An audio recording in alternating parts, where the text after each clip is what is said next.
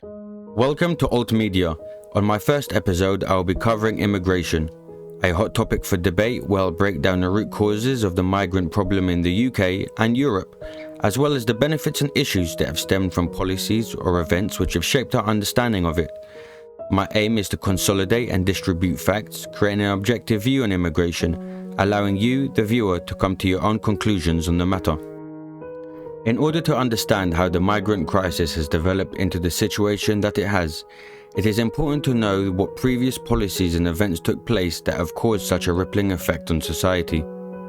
The episode will be broken down into several distinct parts: World War II and policy thereafter, the Schengen Agreement, issues stemming from the Middle Eastern conflicts and foreign policy, as well as other issues, benefits of migration and immigration as a whole, and finally how the highlighted issues can be tackled or solved. In order to understand how the migrant crisis has developed into the situation that it has, it is important to know what previous policies and events took place that have caused such a negative rippling effect in the UK and Europe as a whole.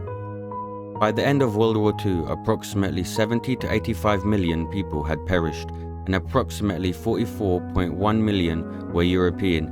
This created demand for labour in European countries and the UK. The war had created severe labour shortages in Britain, particularly in industries like transportation and the newly established National Health Service in 1948 under Clement Attlee, the then UK Prime Minister, and Aneurin Bevan on 5th July 1948. Subsequently, the British Nationality Act, which received its royal assent on 30th of July 1948 and became ratified on the 1st of January 1949, had the aim of quashing the labour shortage. This act is arguably the bedrock of UK immigration policy. This act granted citizens of the British Commonwealth the right to live and work in the UK, effectively opening the door for mass immigration from these regions. In Britain, 500,000 people arrived from beyond Europe between 1953 and 1962, 272,450 from the West Indies, 75,850 from India, and 67,330 from Pakistan. Even though the 1948 Act contributed to reducing labour shortages, it significantly changed the ethnic and cultural landscape of the UK forever. The rampant increase in migrants coming to the UK following World War II led to the 1962 Commonwealth Immigrants Act, marking a shift towards restricting immigration, especially from the Commonwealth. This was due to growing social and economic concerns about the influx of new residents. Although the 1962 Act did achieve a reduction in immigration during the initial 2 years following its implementation, from 250,000 to 100,000 from Commonwealth countries alone, the Act did lead to a surge in immigration before its implementation, as people rushed to enter the UK before the restrictions came into effect. It also prompted many immigrants already in the UK to bring their families over, as they feared not being able to reunite with them later due to the new rules. These restrictions were further tightened following the implementation of the Commonwealth Immigrants Act 1968. Now that we have an understanding of the foundations of EU and UK immigration policy, let's dive into the Schengen Agreement signed in 1985. This agreement is a treaty that established the Schengen area, a zone within Europe where internal border controls have largely been abolished. This means people can travel visa-free between participating countries with minimal border checks, promoting free movement within the area. Currently, there are 29 states that are part of this agreement. While internal borders are relaxed, the Schengen area attempts to maintain a strong and harmonized control of its external borders. In recent years, however, these external borders at Italy, Spain, France, and Germany, to name a few, have seen an enormous and uncontrollable number of migrants flocking into their countries, to a point where a backlog of hundreds of thousands of unprocessed migrants have been allowed entry into the Schengen area with no concrete method of solving the problem. As a result of the Schengen Agreement, neighbouring countries to Europe opt to employ lax immigration policy, knowing that those immigrating intend to utilise them as transit nations. These so-called transit nations are Turkey, Libya, Tunisia, and Morocco. European powers have attempted to incentivize these transit nations by paying them large amounts of money to increase border security. The first of these agreements came into effect in 2016 when Turkey was given billions to stem the tides of immigration following the fallout of the Syrian conflict. Shortly thereafter, similar agreements were reached with Libya in 2018, Morocco in 2022, and Tunisia in 2024. Additionally, these agreements are simply not sustainable. Many of these transit nations are unable to support the increase in migration. The same can be said for Schengen nations who do not have the infrastructural capacity to integrate the large number of migrants. This has led to mass separated communities of migrants with completely different cultures, religions, and values, which causes friction with the original population, similar to those seen during the 1960s in the UK, as discussed previously. To relieve Europe of the stress of migration, an EU migration policy pact was entered by EU nations in 2020. The new Pact on Migration and Asylum aimed at a comprehensive and coordinated approach to managing migration and asylum. This pact proposed reforms to border management, asylum procedures, returns, and solidarity among member states. The UK's departure from the EU due to Brexit also impacted migration policies, with the end of free movement for UK citizens and the implementation of new immigration rules. In essence, the 2020 EU migration policy was about establishing a more coordinated and comprehensive approach to migration and asylum across the EU, balancing border control with the protection of refugees and asylum seekers, promoting solidarity and shared responsibility among member states, addressing the root causes of migration and working with third countries, and adapting to the post-Brexit landscape and managing migration between the EU and the UK. Due to the infancy of the 2020 Pact, it is difficult to discern whether there has been any real impact as of yet. Whether it will be considered successful in the long run is something which remains to be seen. This brings us comfortably into our next area of discussion, foreign policy and war. In particular, I will be diving into humanitarian rights issues and conflicts in the Middle East, with Libya, Syria, Gaza, Afghanistan, Iran, Iraq, and the policies implemented by states in this region, such as Egypt and Saudi Arabia.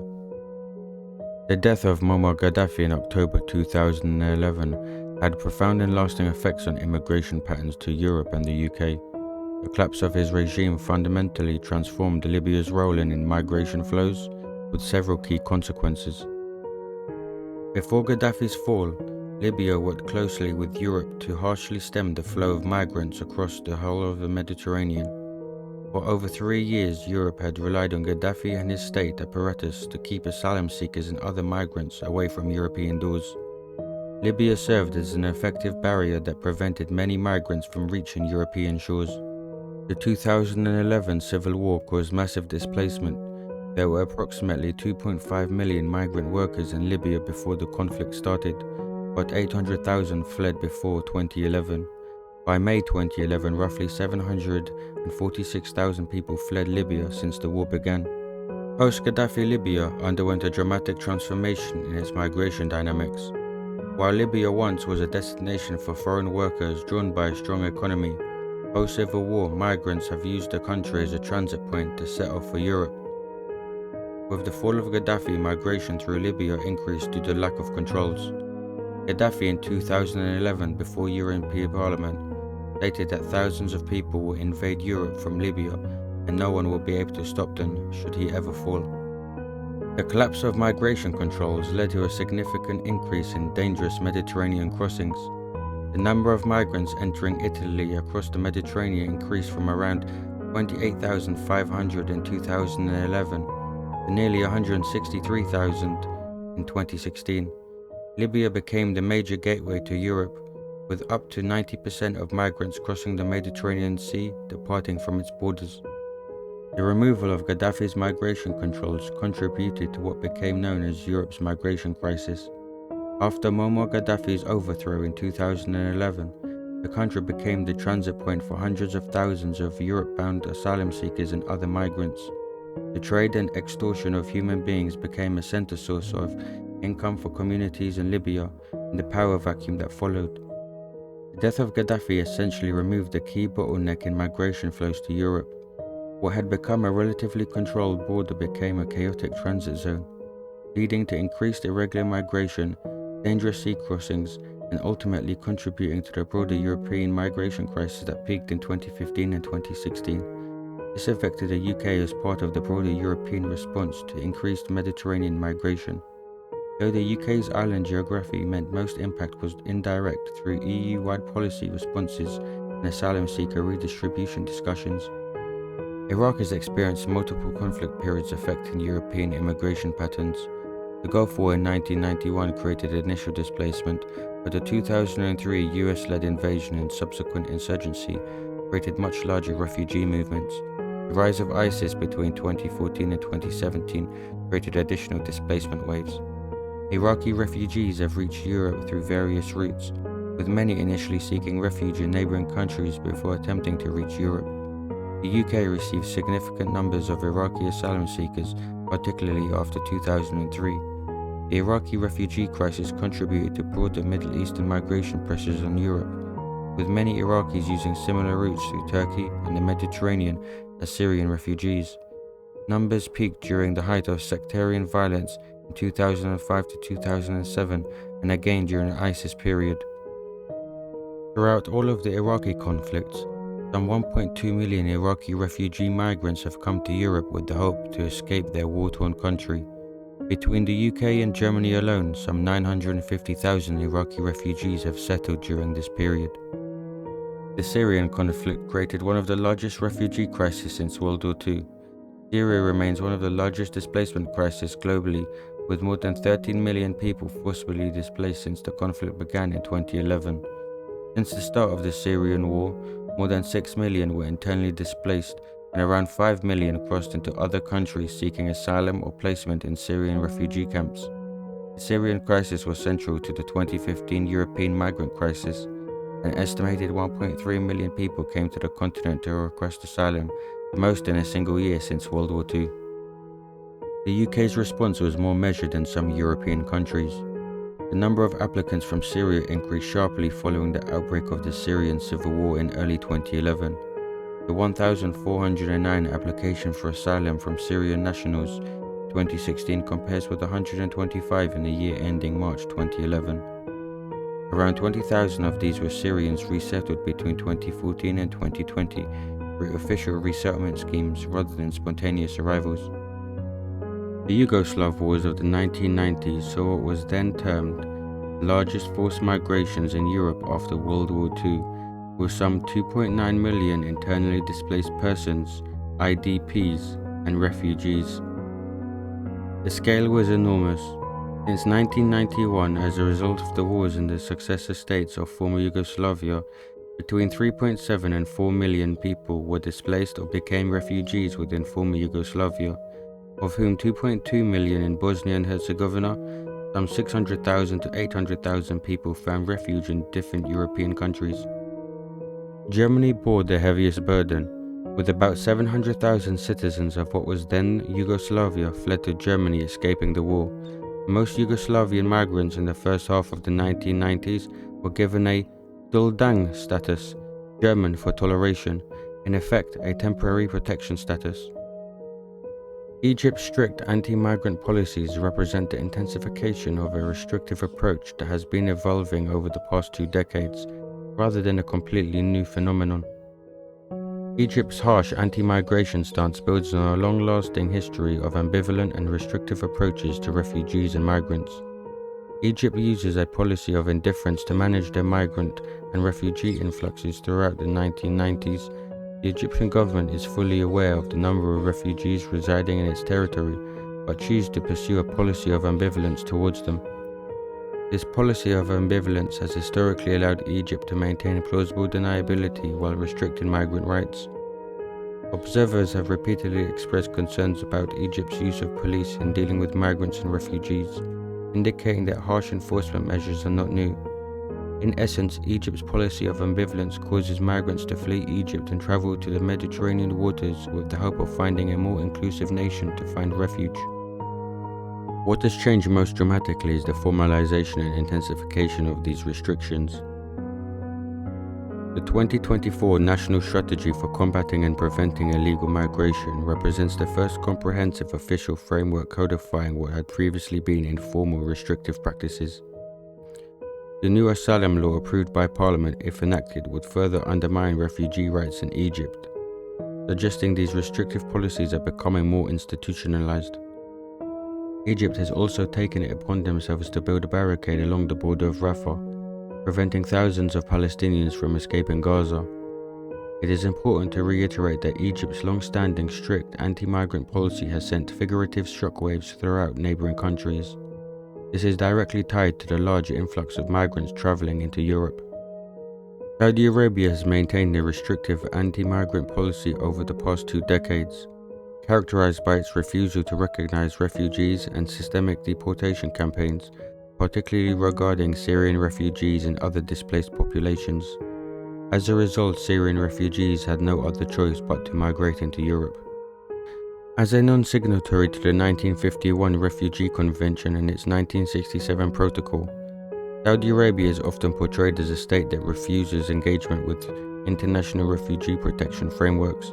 This has been a consistent policy for decades. Regarding Syrian refugees specifically, Saudi Arabia does not consider Syrians as refugees. While the kingdom claims to host hundreds of thousands of Syrians, Syrians must apply for a visa or work permit, which are reported to be costly and highly restricted in practice. In essence, impossible to obtain. This allows Saudi Arabia to claim it's hosting displaced Syrians, while Amnesty International could claim that Saudi Arabia has offered 0 resettlement spots to Syrian refugees. But I will let you, the viewer, come to your own conclusion on this. In the event a Syrian refugee were to stumble onto enough money to obtain a work visa, they will be subjugated to the kafala sponsorship system as a control mechanism. The kafala system has been a cornerstone of Saudi Arabia's restrictive migration approach for decades. The sponsor holds the passports and has the right to deport the worker at any time. The worker is only allowed to change employers under certain conditions, creating a system of systematic control and potential exploitation. Another reason as to why migration has become so uncontrollable is due to the complete breakdown of the Dublin system. The EU's Dublin regulation, which required asylum seekers to apply in their first country of arrival, has fundamentally collapsed. Low effective transfer rates and persistently high incidence of secondary movement among asylum seekers have undermined the efficiency of the Dublin system. Member states are unwilling or unable to comply with its provisions, and implementation is undermined by failure to promptly register and fingerprint newly arrived irregular migrants. This system failure means southern European countries bear disproportionate burdens while asylum seekers move freely across borders to preferred destinations. Another issue is the massive scale of migration itself, which has inevitably caused the overwhelming of infrastructure. In the past decade, 29 million immigrants, both legal and illegal, arrived in Europe, straining the continent's already overstretched and largely dysfunctional immigration system. This unprecedented volume has completely overwhelmed processing capacity, housing, and integration services across European countries. The sheer numbers have made effective management impossible, creating backlogs that take years to clear. Political and legal constraints have also prevented effective action. European human rights laws and political disagreements between member states have prevented implementation of effective deterrent policies. The Dublin regulations' failure to distribute responsibility for asylum seekers equitably among European states has led to political conflicts rather than solutions. The revised regulation won't come into force until 2026, meaning current dysfunction will continue for years. Legal challenges to the deportations and return policies mean most irregular migrants remain regardless of their asylum status. The interconnected failures have created a situation where Europe cannot effectively control its borders, process asylum claims effectively, or integrate the millions who have arrived, leading to widespread public concern and political instability across the continent. Even though troubling to believe, there are positives or benefits in mass illegal migration. Researchers and organizations largely confine these to political or economic reasons that affect a nation as a whole and not specifically its people. It is therefore necessary to consider each point within the broader context of legal and policy frameworks. Recent migration has helped accommodate strong labor demand, with around 2/3 of jobs created between 2019 and 2023 filled by non-EU citizens, while unemployment of EU citizens remained at historical lows. Countries experiencing economic growth and falling birth rates face labor shortages, with jobs available often being irregular ones characterized by unfavorable labor conditions and low pay. making them unattractive to the local population. This had led to migrants filling essential roles in agriculture, construction, care work, and hospitality sectors. As migrants tend to flock to nations which possess a more socialist and lax immigration policy, arguments can be made that political parties favour migrants in the long term when it comes to voting. Political parties of this volition bank on the fact that these migrants will remain in the same country that they find refuge in. In this sense, these migrants will form a political allegiance and become devout to the political party that allowed them to remain, ultimately obtaining their vote. Over generations, the offspring of migrants will too prescribe to the same allegiances. Even though a potentially cynical argument to make, it is no surprise that members of government and political parties are not as forthcoming as they once were, and tend to opt for making policy a law which is akin to the retention of their power. Due to the decline in birth rates across western parts of Europe and the UK, it comes to no surprise that migration is the predominant solution to this problem. Currently, 45% of UK families, 53% of German families, and 45% of French families bear a single child, and these numbers are not high enough to combat these declining birth rates. Countries would rather opt to choose the route of immigration rather than incentivize its population to have more children. This would largely fall to economic disparity among the working class who simply cannot afford to have more than one child. In order to solve the issues of both illegal and legal migration, EU nations and the UK must adopt a pragmatic and robust approach. Researchers have identified the following as methods of doing so. When it comes to birth rates, rather than propping up migrants into housing, taxpayers' money should be used to incentivize its citizens into having more children. This would be along the lines of receiving money for each child or having increases in their child maintenance allowance. This policy would not be a recurring theme. Parents who have more than 3 children would see a decline in payments or support to disincentivize parents from relying too much on the government and prevent needless splurging of funds on self-desires. Currently, 40,000 illegal migrants have been propped up in some 247 hotels across the UK and receive a weekly income from taxpayer money for nothing more than having entered. To combat this, a no-entry policy must be employed to any migrant who cannot demonstrate that they can earn their dues, whether this by demonstrating their intention to work or have a certain amount of money that they intend to use in their chosen country of refuge. Adopting this meritocratic approach will demonstrate that migrants coming into a country intend to reinforce it rather than drain from it. All illegal migrants should instantly be returned to their country of origin, provided that their country is habitable. 1/3 of illegal migrants that came to the UK in 2024 were young able-bodied Albanian men. Albania has not seen war since 1998, and as such demonstrates a great example of this policy in practice. For new migrants that enter a European state, they must earn their keep. This is practiced most notably in Poland, whereby they must work to stay. An example of this could be by upon entry, a work visa will be given with a 2-year expiry date, with no recourse to public funds and a national insurance number or similar. Should this migrant fail to pay the required tax amount within the 2-year period, thus demonstrating that they have not been working, they would immediately be deported. Similarly, migrants who enter Europe do so to find suitable accommodation, food, and water. This can all be provided within the military network. Migrants who mandatorily be required to join the army if arriving on their own. They will be able to receive the necessities of life while at least contributing to the defense of a country, albeit most countries in the EU have not seen war for decades. In the event a family arrives, these migrants will be applicable to remain through one of the other described solutions. Countries at the border of the Schengen zone would receive a bolstering of their border control, thus creating more jobs and reducing unemployment. Once migrants enter via one of these borders, that country will be responsible for their movements, must notify neighbouring countries of said movement in the event that they attempt to relocate.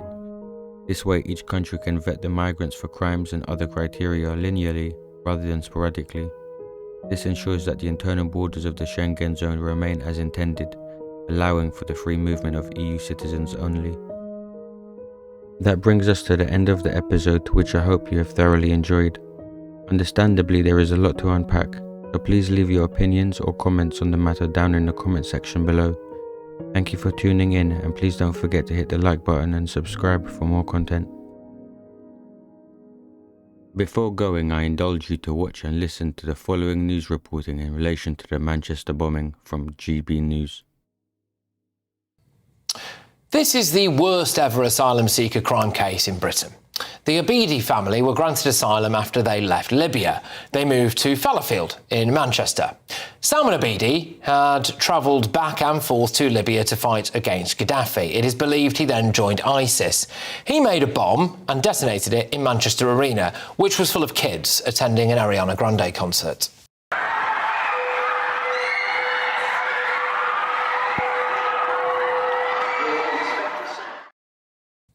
22 people died, 1,017 others were injured. So 2 days later, his father, Ramadan Abidi, appeared on the media saying that his son didn't do it and that this was some kind of security services plot to demonise young Libyan men.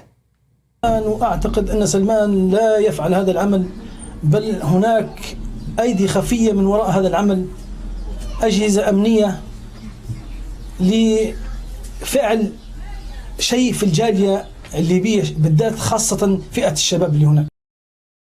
So for those listening on radio, that was the father of the Manchester Arena bomber saying that he believes his son was stitched up and he was in fact an innocent man. Then it emerged that one of his brothers, Hashem Abidi, helped to build the bomb. So Hashem was sentenced to life in prison. He then attacked prison guards in Belmarsh and was moved to a supposedly more secure unit at HMP Franklin. Well, over the weekend, he is alleged to have attacked prison guards, again, using what we believe, anyway, was boiling hot melted butter and makeshift knives. How was he allowed access to weapons in the kitchen? He was convicted of 22 murders. He's a terrorist. He's offended behind bars before. How was that allowed? Well, could it be because of this? Reports came out today that Islamist gangs are now running Britain's prisons, using violence and threats to overpower high-security facilities. The authorities are apparently unable to stop them. But believe it or not, this gets worse, because there is another brother, another Abidi. He's called Ishmael.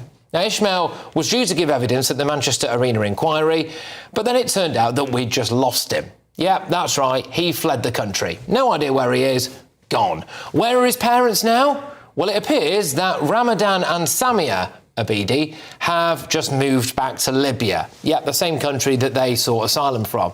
And the icing on top of this particular cake is that we were paying their benefits the whole time, that they were in Britain, it seems. We paid £17,000 to the mother of the Manchester Arena bomber in benefits after she'd left Britain, and it was her debit card, reportedly, that was used to help buy ingredients for the bomb. So essentially, British taxpayers paid for the bomb.